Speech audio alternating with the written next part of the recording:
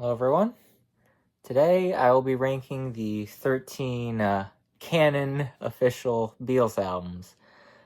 So the Beatles are probably my favorite band. They're one of the most influential musical acts in human history. So today I'm going to be ranking their albums from my least favorite to my very favorite by them. So at number 13, I almost feel bad talking about Yellow Submarine like this because there's only 4 new Beatles songs on it. And, there's Yellow Submarine and All You Need Is Love, Yellow Submarine from Revolver, All You Need Is Love from Magical Mystery Tour. The entire B-side is the instrumental soundtrack from the film. So there's really only 4 songs here that I can judge. And I really love 3 out of the 4 of them. Only a Northern Song I love. I think it's a great Harrison piece. All Together Now, it's okay. Hey Bulldog, everybody loves Hey Bulldog. And It's All Too Much might be my very favorite George Harrison Beatles song. It's like a top 5, maybe even top 3 Beatles song ever for me. But since there's only 4 songs on this one that are new, I feel like I can't put it anywhere else. So, sorry, Yellow Submarine, I don't have much of a choice. At number 12, this is another one I feel kind of bad putting it so low, but their final album, Let It Be. There are a lot of songs on this album I really like, and then there's songs like Dig It and Maggie May that I don't like. Two of Us, I think, is a great song, great opener, Across the Universe. I don't love the album version of it, and a lot of the songs on this album just sound better on Let It Be Naked or the Glenn Johns mix of Get Back, and I like this album a lot. I just feel like there's a lot of wasted potential, and it's not necessarily the best note for them to go out on. So that was number 12. At number 11, their very first album, Please Please Me. This is a great introduction to the band, and what an incredible first album. I Saw Her Standing There, one of the greatest first songs on an album. It's just, you can tell this is their first album, and they could really only go up from here, but it's a great introduction.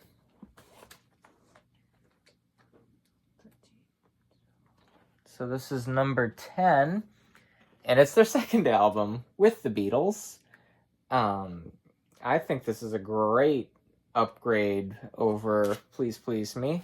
You have All My Loving on this album. Some great covers like Roll Over Beethoven. I also really love It Won't Be Long, All I've Got to Do. Till There Was You, great song. Money, great way to end this album. But, oh, Please Mr. Postman, great cover on here, but, they're going up and they can still really only go up from here. So, number 9 is Beatles for Sale, which I think is still an even better improvement. And then nice gatefold here. So we have 8 Days a Week on here, No Reply, I'm a Loser, I Don't Want to Spoil the Party, and I really like, where is it? Every Little Thing. Not their most popular album, but I really like it, and Stereo Mix sounds pretty good. I recommend giving that a listen if you haven't in a while. But, not their most popular album, but I think still pretty solid. Number 8, I feel bad having this one this low because this is the start of my favorite period of the Beatles, 65 to 66. Help! This is a solid, incredible album. I mean, the songs in the movie Help, Ticket to Ride, Night Before, Gotta Hide Your Love Away, I Need You, I love it. The B-side is where it sort of loses me a little, but it also has some of the best Beatles songs of all time on it with, Yesterday and It's Only Love. It's just sort of like, you like me too much. Decent George song, Tell Me What You See, not my favorite. If it weren't for those two songs, I'd probably have this higher, but great album and a real shift in their career. So that means number 7 is their most varied album, the White Album. Mine is number 04095514. So this is an original UK copy. Actually move the discs out of it before I show this off. So I love this album. It's a wonderful work of art. But when you have something this big, you're not going to love every song on here. I mean, Revolution 9, Wild Honey Pie, did we, But this also has some of the greatest Beatles songs ever. Glass Onion, Dear Prudence, Guitar Gently Weeps, Happiness is a Warm Gun, Sexy Sadie, Cry Baby Cry, Helter Skelter, Long, Long, Long. This is a work of art. And like any work of art, it's experimental. Not everything in it works, but most of it does, and this is an absolutely incredible album. So that means number 6 is A Hard Day's Night. This is my favorite early Beatles album by a fairly significant margin. I just think every single song on this album, I don't think there's filler. All the songs from the movie, incredible, iconic. Hard Day's Night, Should've Known Better, If I Fell, Happy to Dance with You, And I Love Her, Tell Me Why, Can't Buy Me Love. Hit after hit after hit after hit. Incredible. And the B-side, I love. Anytime at All, Cry Instead, Things We Said Today, When I Get Home, You Can't Do That, I'll Be Back. Weakest song on here is probably When I Get Home, and that's still a pretty darn good song. So I think this is their strongest early album by a fairly significant margin, and I love it. So we're on to the top 5 now, and at number 5, their only US album that is in the canon, Magical Mystery Tour, with the A-side being songs from the movie, and B-side being the singles of 1967. And what a great collection of singles. Strawberry Fields, Hello Goodbye, Penny Lane, Baby You're a Rich Man, All You Need Is Love. Incredible. Plus the A-side featuring some of the best Beatles songs, Fool on the Hill, I Am the Walrus. It's a fantastic album, and while I think tracks like Flying and Your Mother Should Know are not amongst my favorites, I mean, Strawberry Fields Forever alone makes up for those two. Number 4. This one's going to be a bit controversial that it's not number 1. I have Sgt. Pepper's Lonely Hearts Club Band. One of the most important, influential musical albums of all time. Alright, this might make a creaking noise when I open it. This is an original laminated copy. Oof. But what an incredible concept album, and mine has the cutout sheet and original The Fool psychedelic inner sleeve. But onto the music itself, what a fantastic album. And, you know, I won't get into mono versus stereo for this album, but just the track list overall. Sgt. Pepper, Help from My Friends, Lucy in the Sky, Getting Better, Fixing a Hole, She's Leaving Home, Benefit of Mr. Kite, Within You Without You, one of my absolute favorite George songs. When I'm 64, I think is the song most people would cite as their least favorite. Overly Read, Good Morning, the Reprise, and then one of the greatest musical masterpieces of all time, A Day in the Life.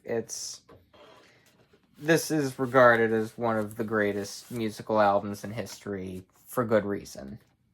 And my reasoning for it being number 4 is of no fault of this album. It's just, I think the other 3 are even better. Speaking of number 3, Rubber Soul.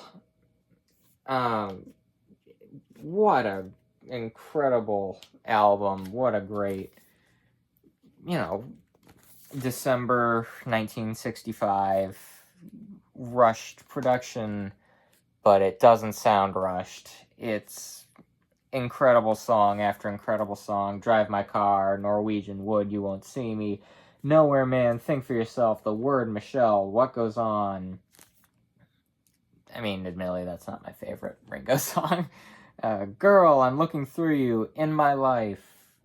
Come on. Wait, If I Needed Someone, and then Run for Your Life. Not the strongest closer. I think I like that song more than most people do, but I can admit it's not the strongest closer for this album, but man, I just love it, start to finish. Now, between number 2, there's a very thin margin, and I did go back and forth with this, and even now I'm kind of debating switching them at the last second, but I think I've made my decision. Number 2, Revolver. There was a clip of one of the Beatles, I want to say it was George, saying he thinks Revolver is like Rubber Soul Volume 2, and he doesn't see much difference. I see a huge difference. There's so much great psychedelic acid rock experimentation, and I think this is an absolutely flawless record from start to finish. Taxman, Eleanor Rigby, I'm Only Sleeping, Love You Too, Here, There, and Everywhere, Yellow Submarine, She Said, Good Day Sunshine, Andrew Bird Can Sing, For No One, Dr. Robert, I Want to Tell You, Gotta Get You Into My Life, and the masterpiece, Tomorrow Never Knows. When the weakest song on your album is Dr. Robert, you have an incredible album. I love it. This is one of the best albums in music history. And number 1, those of you paying attention will have gotten it through process of elimination. Abbey Road. Just perfection. Except for Maxwell Silverhammer. But otherwise perfection. And I think the thing that put this over Revolver for me is the medley on the B-side, where I think that more than makes up for Maxwell Silverhammer. Let's read off the track listing. Come Together, Something, Maxwell Silverhammer, Oh Darling, Octopus's Garden, I Want You, She's So Heavy, one of the best Beatles songs. Here Comes the Sun on this album, Because You Never Give Me Your Money, Sun King, and then the medley of Mean Mr. Mustard, Polythene Pam, She Came In Through the Bathroom Window, Golden Slumbers, Carry That Weight, The End, Her Majesty.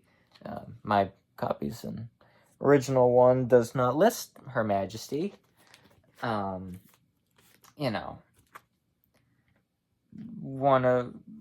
This is like a top 5, maybe even top 3 album ever recorded for me. It's, just nearly perfect in every possible way. And the songs on here, in my opinion, have never been bettered. So, thank you for watching. That is my ranking of the Beatles' canon official albums as they have them organized today. And I'll see you again soon.